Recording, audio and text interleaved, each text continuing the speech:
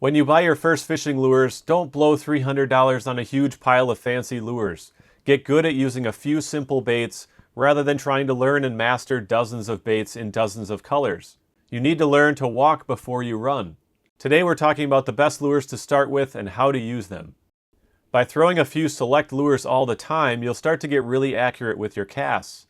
You'll start to learn what it feels like when you have a light bite, if you snag a plant on your lure, or if you bump a piece of structure. You'll get a feel for how to retrieve that bait to have the best success.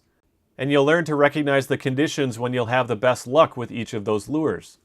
I've learned from practice that I can fish around river ledges in midsummer with a small spinner like this rooster tail and catch white bass all day long.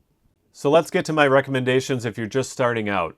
Buy 5 baits like these and you'll catch a lot of fish and develop a lot of confidence as you learn to use them. All of these baits will work well on a medium or medium light spinning rod with 6 or 8 pound monofilament line. Check out our video on setting up your first fishing pole if you need help with this. Number 1, a small spinner bait is a great choice for bass and northern pike. These baits work great in green or murky water, especially around light vegetation or along the edge of thick vegetation. Cast it out and retrieve it back at a constant pace.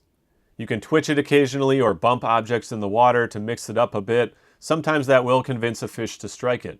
We made a whole video about how to fish spinnerbaits and how they work underwater. Check that out in the video description to learn more.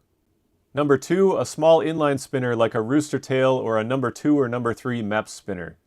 These are some of the first lures I ever used and I still use them all the time.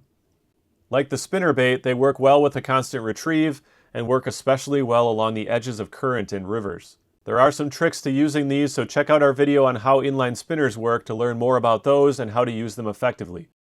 Number 3, a jig and a plastic minnow. This is a simple, inexpensive bait that can be used in all sorts of situations. It can be retrieved at a steady speed and it looks just like a lonely little fish cruising along waiting to get eaten.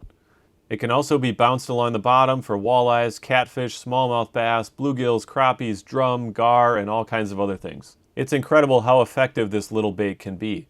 Number 4 is a traditional beginner bait, the simple but effective bobber and hook. You can also replace the hook with a small jig for extra casting distance and a faster sinking rate. Go with a skinnier bobber like one of these instead of the big noisy round ones. Just compress the spring, slide your line into the slot, and let the spring go. The amount of line you want below your bobber will vary depending on your fishing spot. Put it within a couple feet of the bottom if you know how deep it is. Otherwise, just set the bobber 2 to 3 feet above your hook. Most people will add a piece of live worm to their hook. Live minnows are another good option, or if you don't want to deal with live bait, pick up some plastic waxworms or plastic minnows. You'll have plenty of success with these without having to touch any worms or keep any bait alive. My final recommendation is a small, shallow crankbait like a size 5 Berkley flicker shad. These are about $5 each and dive down 3 to 6 feet. 6 feet on a really long cast, 3 feet on a short cast. You can retrieve these at a steady speed and let the bait's wobbling action and built-in rattles call the fish in. You can also twitch a crankbait or let it pause for a couple of seconds to convince a fish to strike it. Crankbaits come in a ton of different sizes and colors for different applications. I'd recommend starting with a bright silver or yellow color.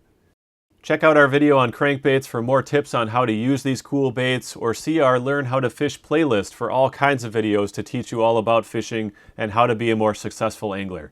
Thanks a lot for watching and good luck fishing. We'll catch you next time.